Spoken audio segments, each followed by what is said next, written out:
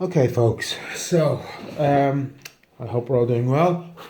This video, I'm going to be going through some of the solutions to exercise 19.7 of your book. Okay, this is graphing of linear sequences. All right, I'd already done a bit of this on our Google Hangout thingy. I've done a bit of this in an introduction video already on YouTube, so this should not be new to you, but we're going to continue on, okay?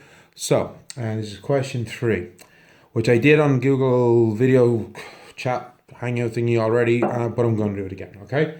So, we're given a general formula, Tn is equal to 2n plus 1, okay? And the first thing it asks us to do is write down the first 5 terms of the sequence. So, I sub in 1 for this n here, okay? Because it's the first term. And anywhere I had an n in the formula, I now sub in a 1 as well.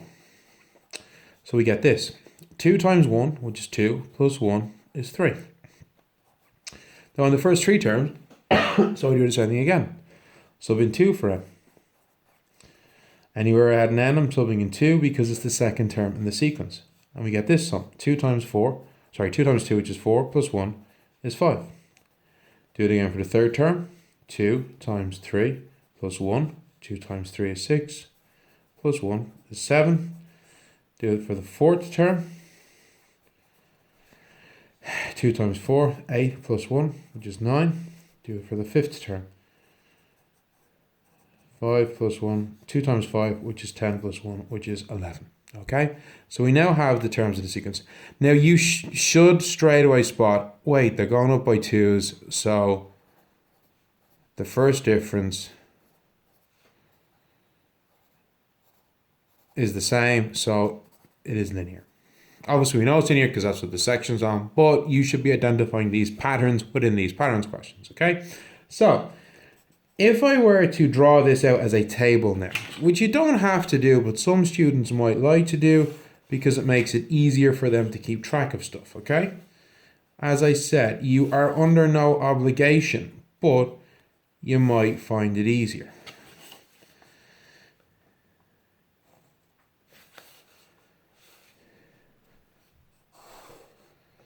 So the first term, and this is, by the way, x, and you'll see what I mean by x in a minute. We got 3. Our second term, we got 5. Our third term, we got 7. Our fourth term, we got 9. And the fifth term, we got 11. So these are our terms, and these are the values of the terms, which is y. Okay? Well, what we have here now, folks, is a set of coordinates. We have 1, 3, 2, 5, 3, 7, 4, 9, and 5, 11. Okay? Now, if I wanted to graph that, which I'm going to do here, because I happen to have a pad of graph paper, which I was lucky enough to just have lying around the house. Note the neat lines, folks. I'm using a rule. I'm not going to be stupid about this. I'm doing it properly. Well, trying to do it properly anyway. So, the terms are in our sequence, okay? 1 to 5. The term numbers are the x. That's why I had x, term is equal to x. So it's going to be 1 to 5. So, 1, 2,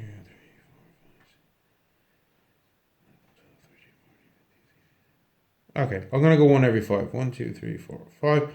It is important that when I do this, whenever you're drawing a graph, you want to make sure you space things out evenly. Ideally, you want the same scale on the x and the y axes, but we don't have to. But I want, if I go 5 boxes between 1 and 2, then I go 5 boxes between them all. Okay, folks? Now, the highest value that I got here was 11. So I'm probably going to go up to 12.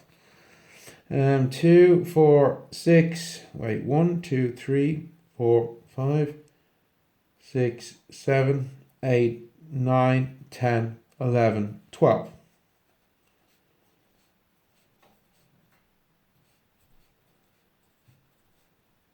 And now we're going to plot our points. So my first point was 1, 3. So 1 and 3. Small little dot with a circle around it. Don't do a big, ugly, messy thing, okay? Our next one, 2, 5. 2 and 5. 3 and 7, folks. So, follow my line, and there we go, 3. 4 and 9. 5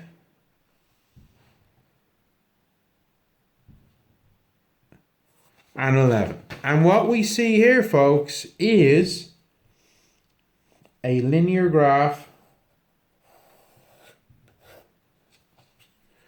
perfectly going through these 5 points. Okay, now I'd just like to remind us of something as well here. Okay, so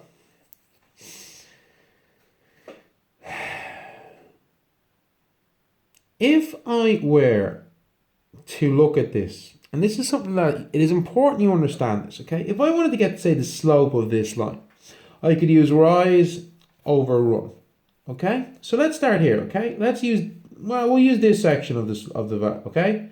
So here, 1.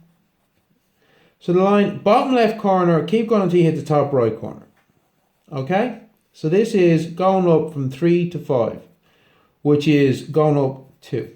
And we went across 1. So the slope of this is 2. Now, if you look back at your formula here, the multiplier in our equation was also 2. That is not a coincidence. When I am doing a linear pattern, if I were to graph the values of my linear pattern and get the slope of this line, the slope of the line will always equal the number in front of your N or S or B or whatever letter you're using. Get over it. They're just letters. It doesn't matter.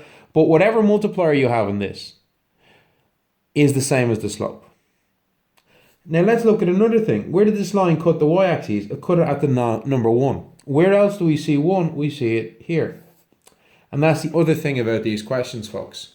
Whenever you're doing a linear pattern, where the line cuts the y-axis is going to be your constant, your plus or minus value in your general formula. Okay?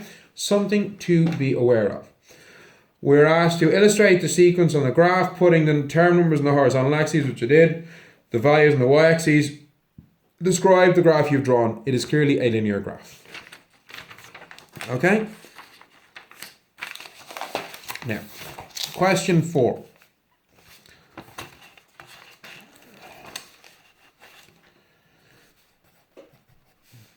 A fast-growing plant is 4 centimeters in height when purchased. It grows 2 centimeters each day afterwards. Copy and complete the table on the right showing the height of the graph during its first 7 days.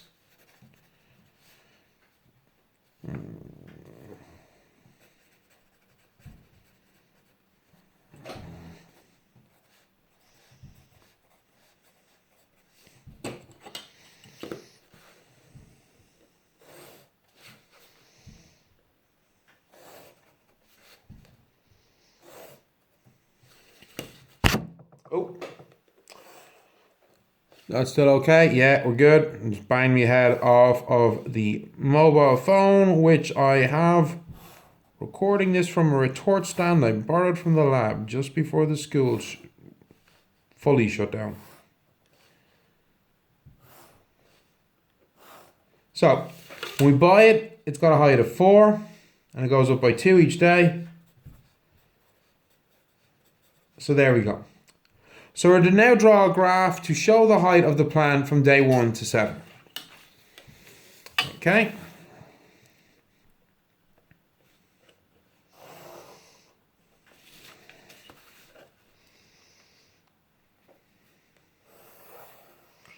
And note the way I'm using a lot of this page. I'm sick and tired of telling you guys, you do this all the bloody time. You're asked to draw a graph and you do it in a tiny little corner appears. If you're trying to draw it on the back of a postage stamp, use the page. Use the whole page when you're drawing a graph. Why? It's neater, it looks better, it's going to be more accurate, it's going to be easier to read, okay?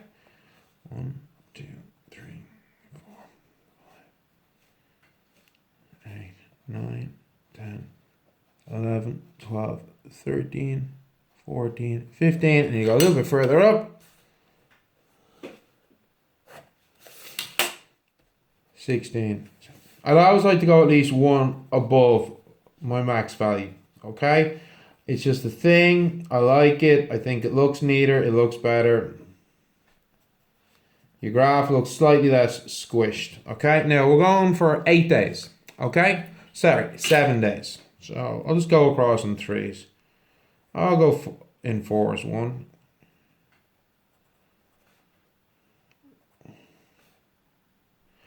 The number of boxes across, folks, doesn't matter. Like, there's no right and wrong way to do it.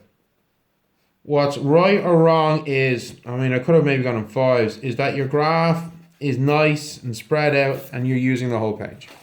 So let's look at our values here, okay? So at day 1, it was 4 centimeters, okay? At day 2, it's 6.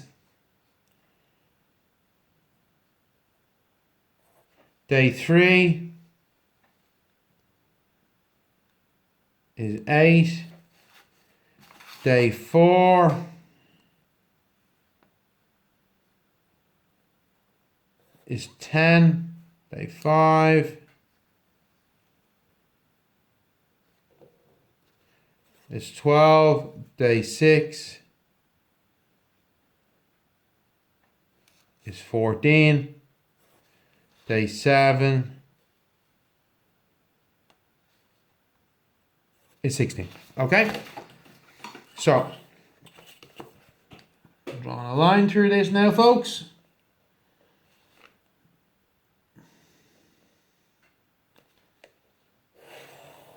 Hopefully I haven't made a mess of it. How many days will it take the plant to reach a height of 30 centimeters? Oh, God. Well, if my graph was smaller, I could expand this out and go to 30, okay? But I'm not going to do that. I'm going to try and work out a general formula for this, okay? So, it's going up by 2 each term. So that means we want to multiply it by 2. Okay? Now, however, if I were to do a test of this, 2 times 1 is 2, which is not equal to 4. Okay? So you might think, well, hold on, maybe if I add 2 to it, okay? Maybe. All right?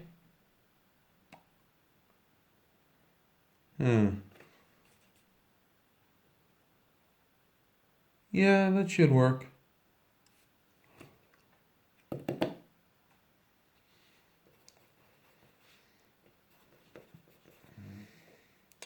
So Tn is equal to 2n plus 2.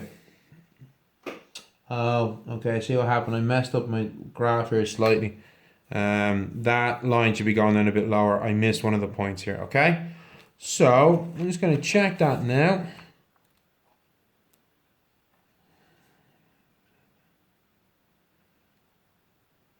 So what do they want? The height of 30 centimeters.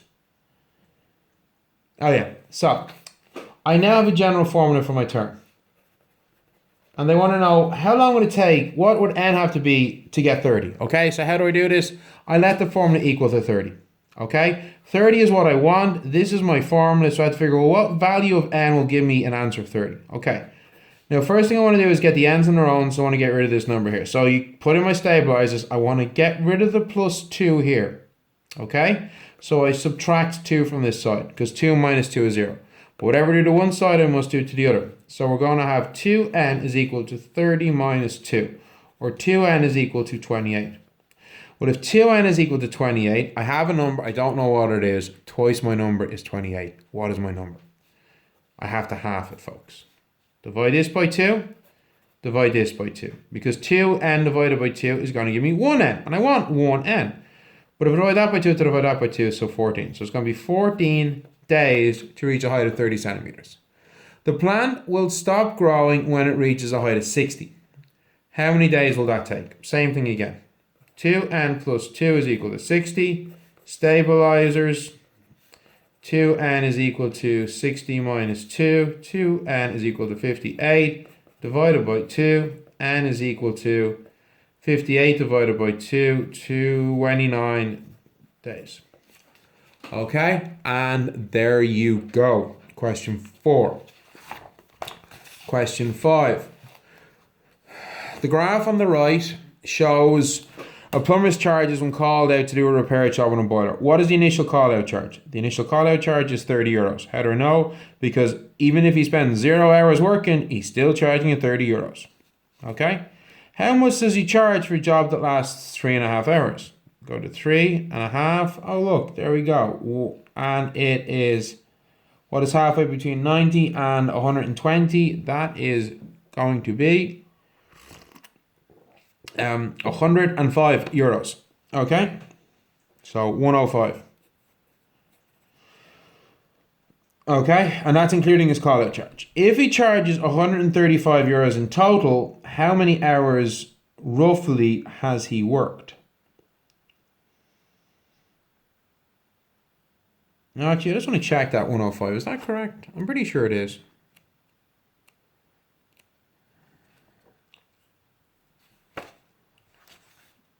Yeah, it is 105. Cool. Okay. So if he charges 130 euros, let's look at this. Question 5.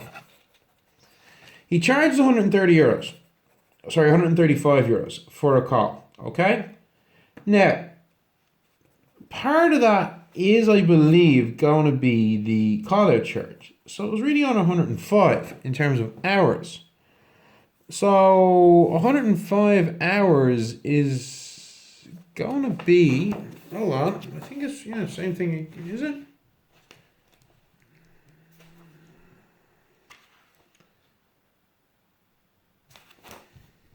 Oh, sorry, I misread that, folks. That was including the call out charge. Never mind. Sorry.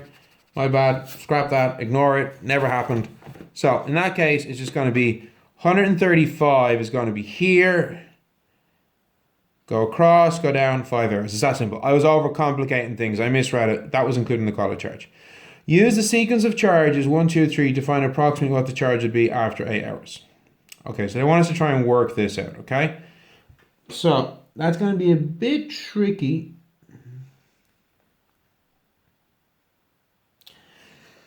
Okay, so 1 hour is approximately 50 euros. Approximate. 2 hours is approximately 70 euros. 3 hours is approximately 95 euros. 4 hours is about 110. And 5 hours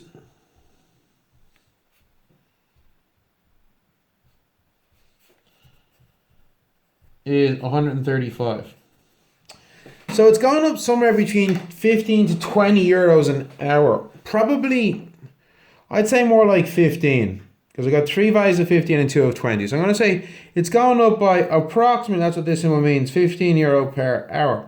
So that would, I think, mean in 3 hours time, 15 by 3 is 45 plus 135 for 5 hours is going to be 180 euros for 8 hours of work. Okay? Question 6. The table on the right shows the total amount of money Cara has saved after weeks 1, 2, 3 and so forth. Draw a graph to illustrate these savings, putting the week number on the x-axis. Okay. I'm going to make this a nice big graph because I got a feeling that I'm going to...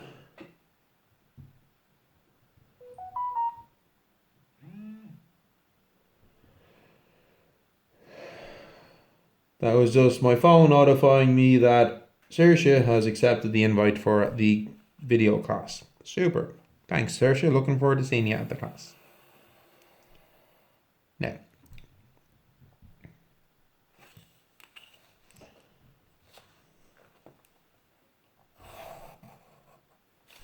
Okay.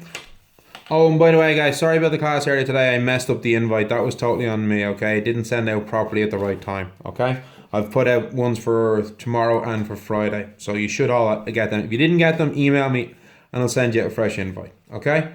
So, they're early in the morning, I think 9:30 or 10 or something like that. So, use the pattern to find, okay, where are we? Draw a graph to illustrate these savings. Okay, so I'm going to have to go up to 10. So, I'm going to go up here in threes again.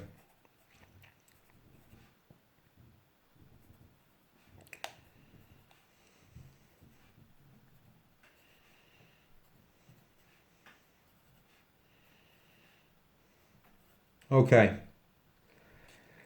10, 20, 50.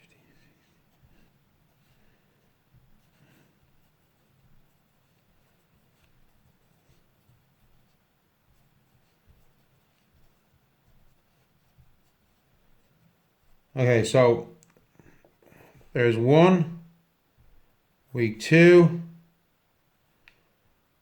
week 3, week 4, week 5,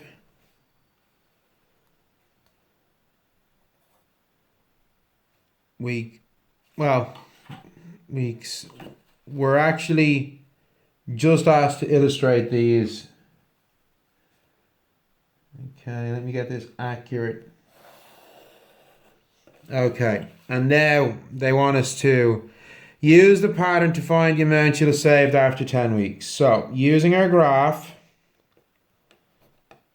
And guys, when you are answering these questions, seriously folks, you have to do it the way I'm doing it, okay?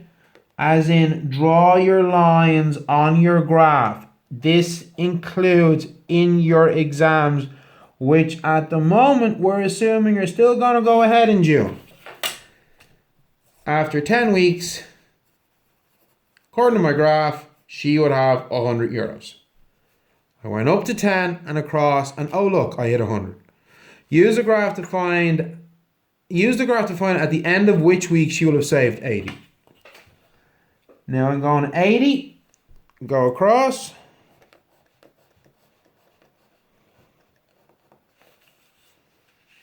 Oh look, there we go. Week 8. 80 euro, 8 weeks. Okay, this is how I do it. I draw a really nice, neat graph. That's it. Question 7. A candle is 50 centimeters long and burns at a rate of 5 centimeters per hour. We have a second candle, 40 centimeters long and burns at a rate of 2 centimeters per hour. Okay, they're asking us to make an enlarged copy. So the best is to graph this out. Look, folks, before I do that, I'm actually going to do a table, okay? So, candle A, 50 centimeters, 5 centimeters per hour, okay? Hours A and B. And B is 40 centimeters, 2 centimeters per hour. Okay? So, how many hours are going to go up to 10? 1, 2, 3, 4, 5, 6, 7, 8, 9, 10. You don't necessarily have to do this. I am, because it's going to make life easier when I try to answer this. So, okay?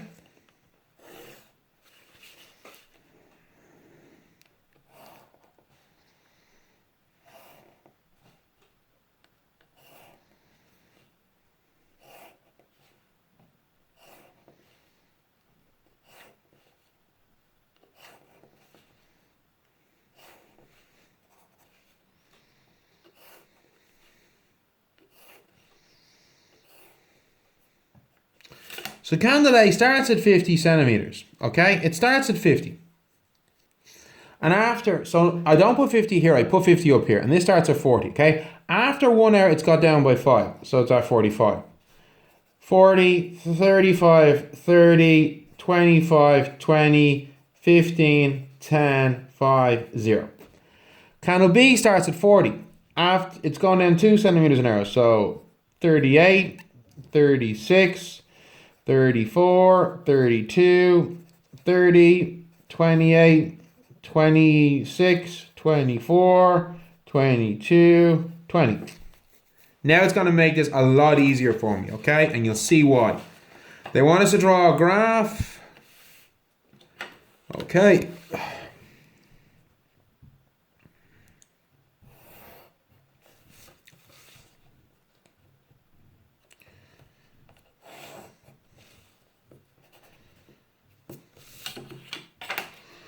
Time in hours. And we have on this side height in centimeters. Okay, so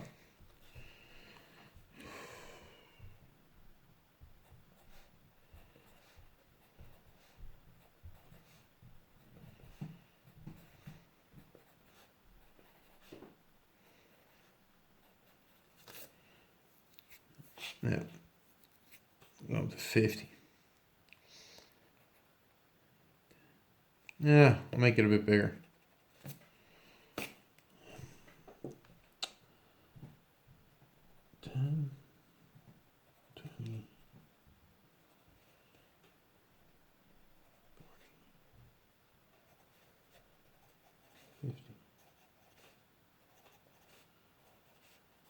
Okay, so, and this is why this is useful, folks. So I've got my table here. I can plot this much easier. So, candle A at 0 hours is at 50. After 1 hour, it is at 45. Okay? After 2 hours, it's at 40. I'm going to just use a ruler to help me keep track of this, okay? 40. 3 hours, 35. Okay? 4 hours, 30. 5 hours, 25. 6 hours, 20. 7 hours, 15. 8 hours, 10. 9 hours, 5, and after 10 hours, it was burnt out. So,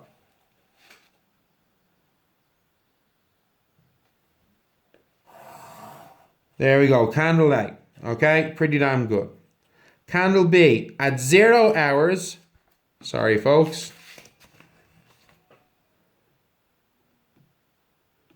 at 0 hours, candle B was at 40. Okay, at 1 hour, oh damn it, my scale is not going to be nice. 38. I didn't think about my scale when I was doing this. I'll make do. At 2 hours, it's 36.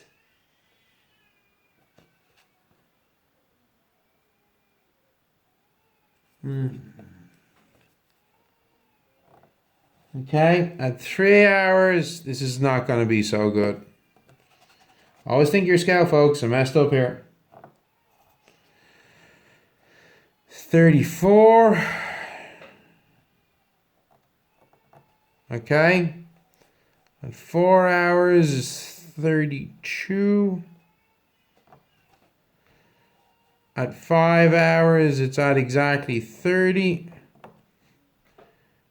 At 6 hours, it's at 28.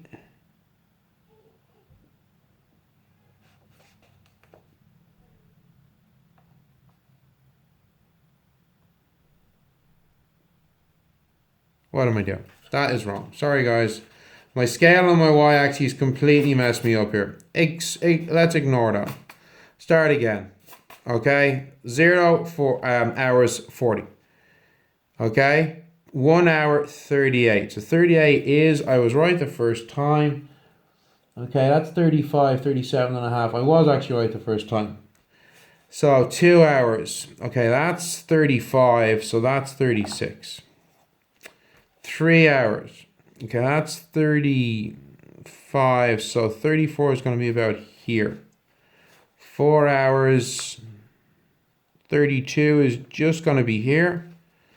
5 hours, 30 is right here. Okay?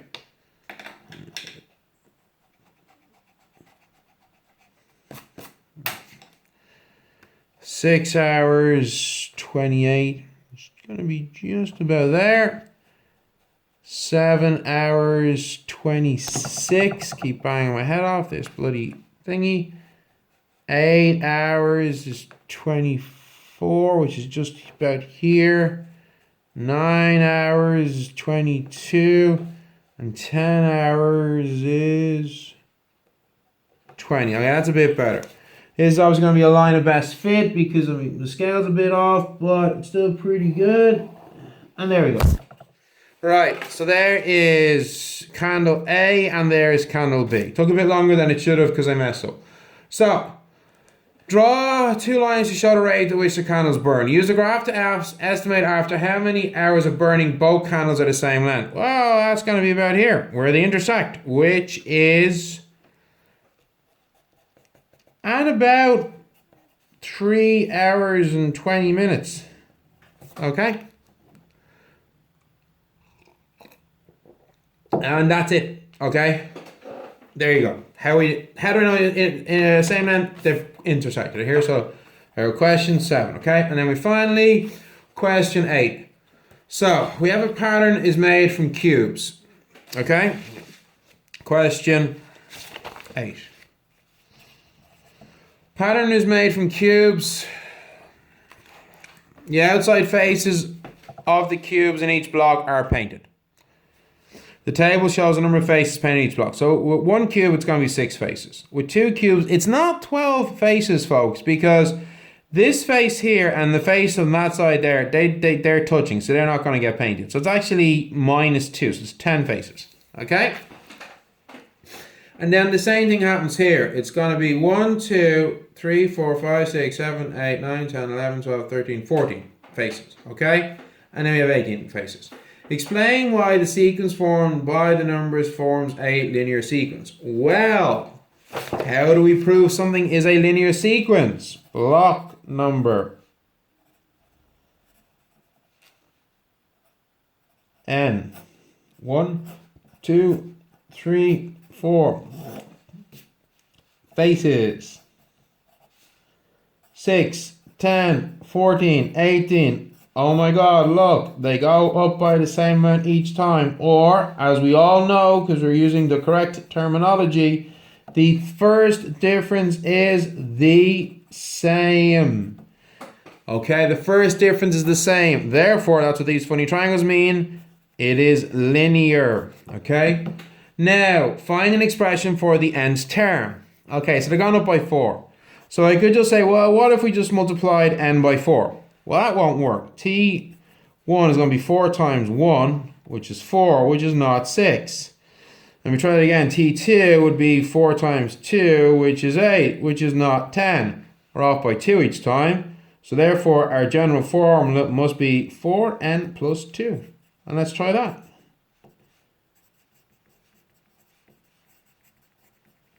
Oh my God, look, that's correct. And that's how we do it, folks. You multiply, your first difference is your multiplier, and then you do it. Multiply by 1, by 2, by 3, and see how far is your answer from the real answer. And then whatever it's out by, it should be out by the same amount each time, and that number you add or take away, depending on what way it's out by, to your formula, and then we get our general formula, okay? Now, they want us to draw a graph of the sequence, putting the block numbers on the horizontal axes. Okay, so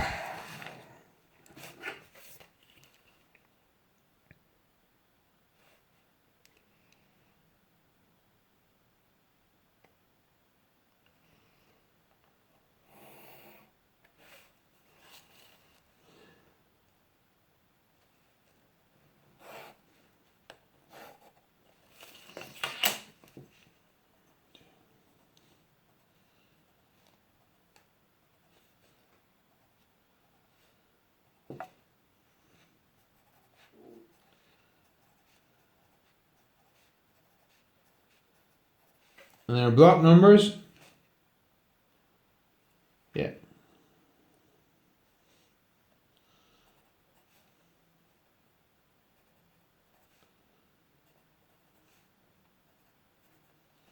So, block 1, 6. Block 2,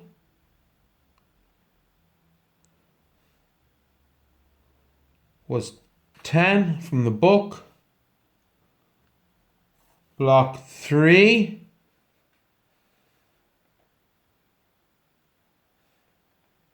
14. Block 4,